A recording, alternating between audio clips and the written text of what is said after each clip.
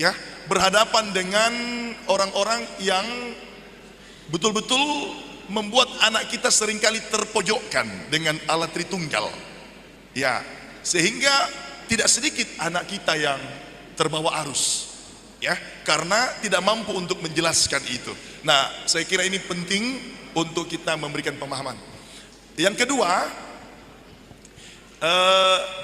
dalam Matius pasal 28 ayat yang ke-19, itu Tuhan Yesus memberikan penjelasan tentang Allah Tritunggal, tetapi tidak mengungkapkan Allahnya. Tapi dia mengatakan, baptislah dalam nama Bapa, Anak, dan Roh Kudus. Apakah itu diarahkan kepada kita supaya jangan terlalu memberikan penekanan Allah Bapa, Allah Anak, Allah Roh Kudus, sehingga kelihatan tiga Allah itu, ya. Nah, kalau Tuhan Yesus katakan baptislah dalam nama Bapa, Anak, dan Roh Kudus. Saya kira Satu Tuhan. Bagaimana caranya untuk menjelaskan Allah Tritunggal dengan sangat sederhana? Beginilah caranya. Allah Tritunggal itu dipahami oleh orang Kristen melalui Injil Matius 28 yang diajarkan oleh Yesus sendiri. Yaitu pada saat murid-muridnya diperintahkan untuk memberitakan Injil sampai ke seluruh dunia. Yesus memerintahkan murid-muridnya untuk memberitakan Injil sampai ke seluruh dunia. Dan Yesus berkata, "Pergilah, jadikanlah semua bangsa muridku, dan baptislah mereka dalam nama Bapa dan Anak dan Roh Kudus." Jadi, Bapa yang dimaksud Yesus yang telah menjadi manusia itu adalah sesuai kitab suci Alkitab. Arti Bapa itu adalah sumber dari semua yang ada. Dan sesuai kitab Injil Yohanes, ayatnya yang ketiga, Allah Bapa itu adalah satu-satunya Allah yang benar. Artinya, tidak adalah yang benar selain daripada Dia. Karena hanya Dialah satu-satunya Allah yang benar. Karena Allah yang sumber dari semua yang ada hanya satu, yaitu Allah Bapa. Itulah sebabnya dalam Injil Yohanes 6 ada tertulis dalam kitab nabi-nabi, dan mereka semua akan diajar oleh Allah, dan setiap orang yang telah mendengar dan menerima pengajaran dari Bapa datang kepadaku, kata Yesus Anak. Sesuai Injil Yohanes 1 ayat 18, tidak seorang pun yang pernah melihat Allah, tetapi Anak Tunggal Allah yang ada di pangkuan Bapa, Dialah yang menyatakannya. Kenapa tidak seorang pun bisa melihat Bapa? Karena Bapa itu adalah tubuh roh yang maha kudus, yang bertahta dalam kerajaan surga. Dia tidak bisa dilihat oleh mata dunia yang berdosa. Dia hanya bisa dilihat dengan tubuh roh, tubuh yang kudus.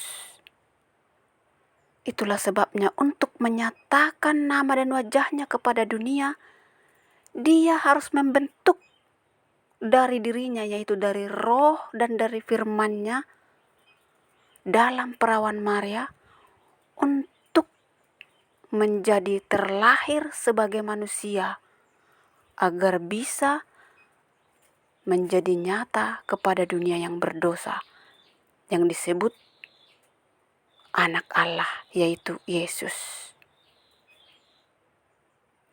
yaitu putra Allah atau anak Allah.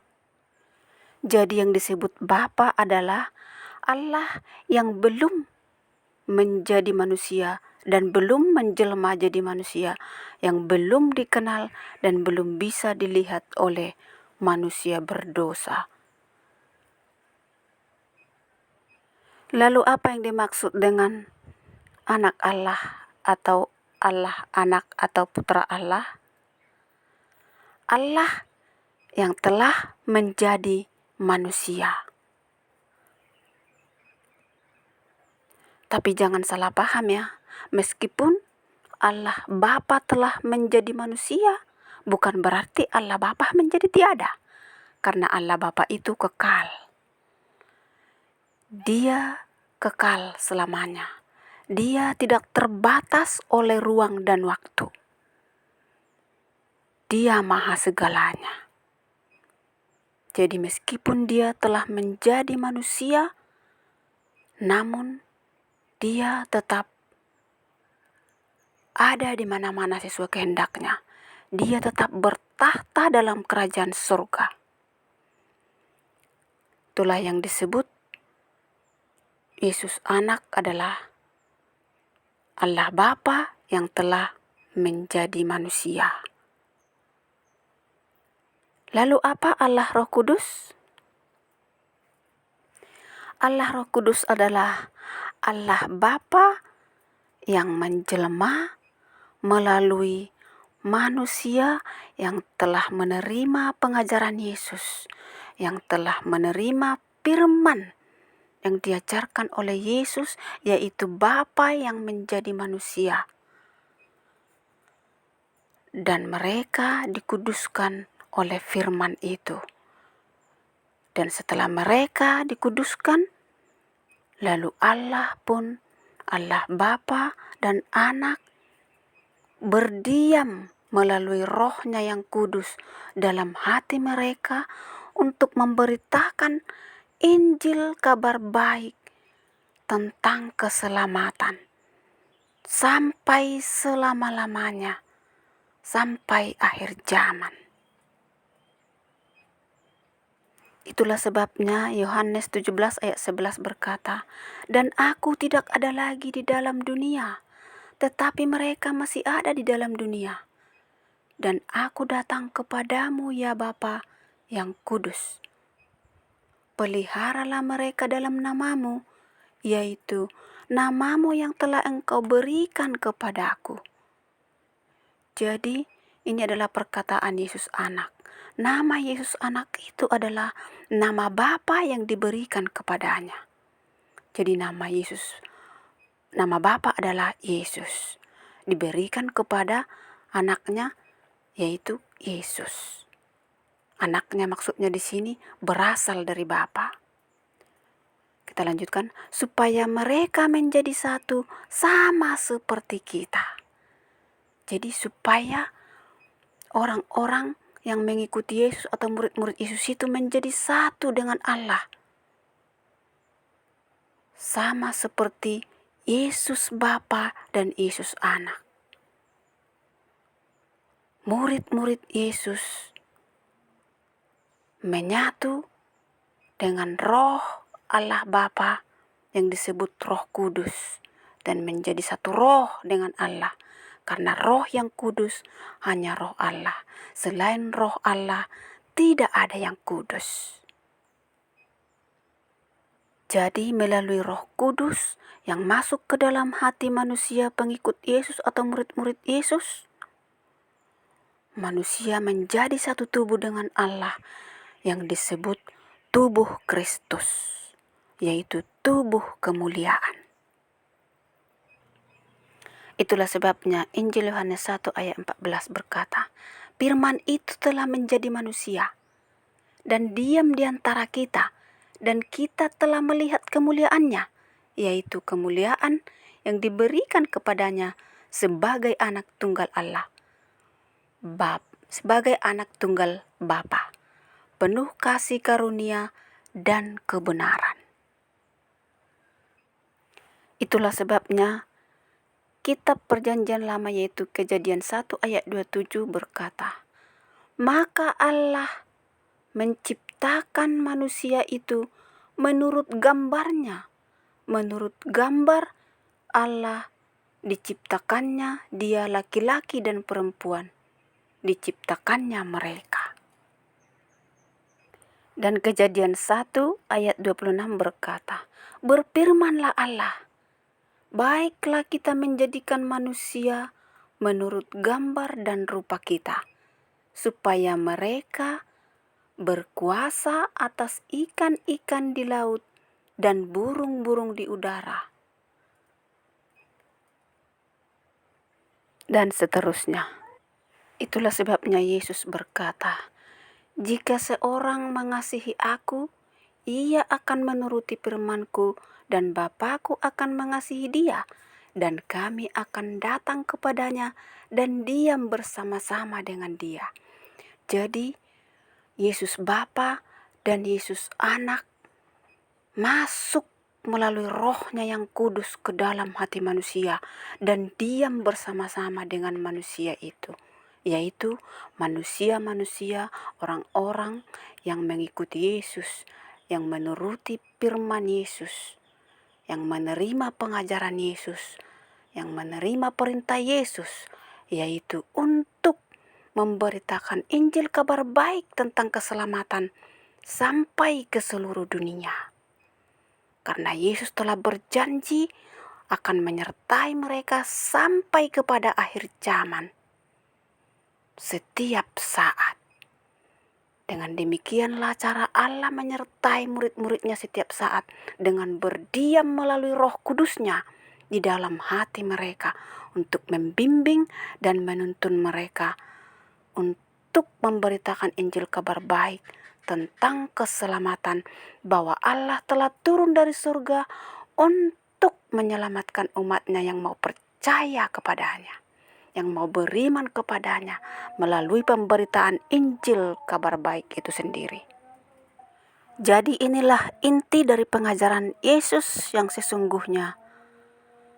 Inilah tujuan Yesus turun dari surga untuk datang ke dunia, menyatakan wajah dan nama Allah kepada manusia berdosa.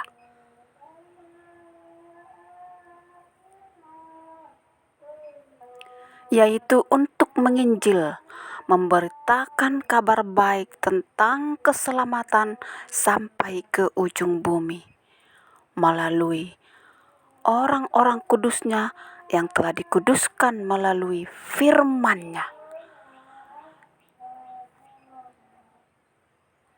Jadi Bapa, Putra, dan Roh Kudus itu adalah satu, bukan tiga. Mereka adalah satu tubuh dalam tubuh kemuliaan, yaitu tubuh Kristus. Dan satu tujuan, yaitu untuk menyelamatkan manusia berdosa dari semua dosanya. Bagi semua yang percaya dan beriman kepadanya. Jadi, kesimpulannya adalah Bapa adalah Allah, sumber dari semua yang ada, dan Anak adalah Bapa yang menjadi manusia melalui Roh dan firman-Nya, dan Roh Kudus Allah adalah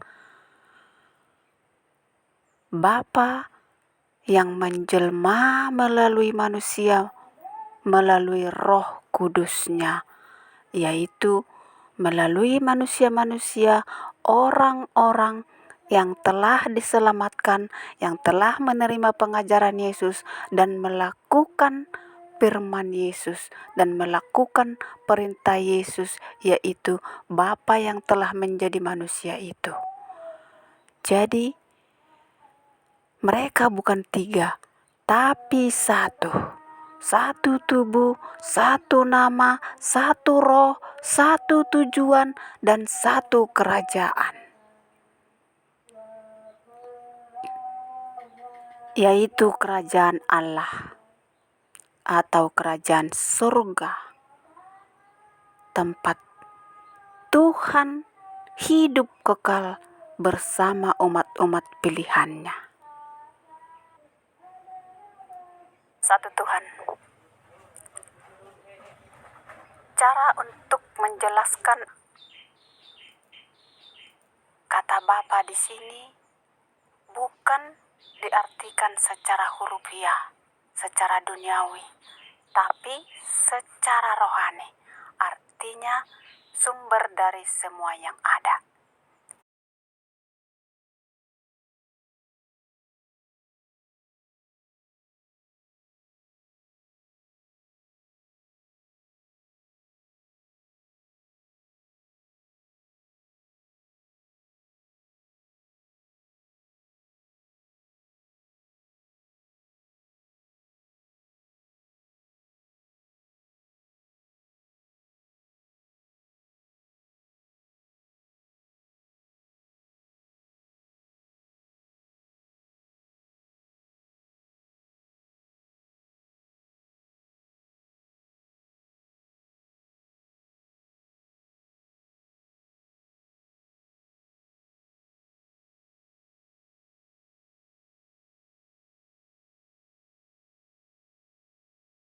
Salam damai dalam satu Tuhan, karena hanya ada satu Tuhan untuk semua orang.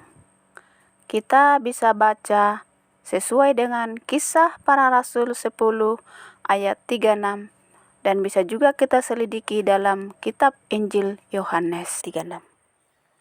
Bapa mengasihi anak dan telah menyerahkan segala sesuatu kepadanya. Barang siapa percaya kepada anak, ia beroleh hidup yang kekal. Tetapi barang siapa tidak taat kepada anak, ia tidak akan melihat hidup, melainkan murka Allah tetap ada di atasnya. Kita lanjutkan ke Yohanes 1 ayat 1-3. Pada mulanya adalah firman. Firman itu bersama-sama dengan Allah, dan firman itu adalah Allah. Ia pada mulanya bersama-sama dengan Allah. Segala sesuatu dijadikan oleh Dia, dan tanpa Dia tidak ada suatu pun yang telah jadi dari segala yang telah dijadikan. Jadi tanpa firman tidak ada satu pun yang telah jadi dari semua yang telah dijadikan. Roh Kudus adalah kekal, karena Roh Kudus adalah Allah, dan yang kekal itu hanya adalah Allah sendiri. Yesus dibentuk dari Roh Kudus dan firman Allah. Karena itu Yesus adalah Allah, dan Yesus yang Roh itu menjadi manusia, dan Dia adalah Allah itu juga. Mari kita baca Ibrani 9 ayat 14. Betapa lebihnya darah Kristus yang oleh Roh yang kekal telah mempersembahkan dirinya sendiri kepada Allah sebagai persembahan yang tak bercacat, akan menyucikan hati nurani kita dari perbuatan-perbuatan yang sia-sia, supaya kita dapat beribadah kepada Allah yang hidup.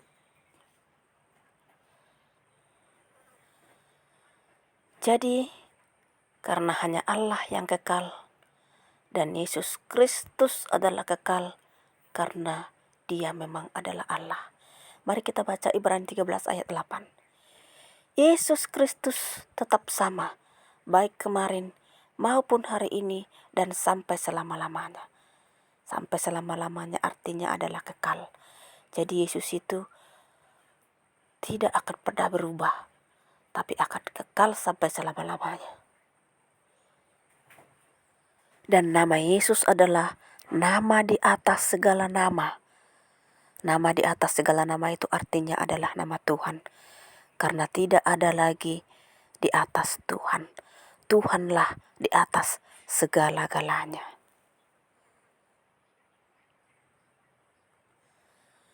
Dalam Matius 7 ayat 15-20. Salam damai dalam satu Tuhan, karena hanya ada satu Tuhan untuk semua orang.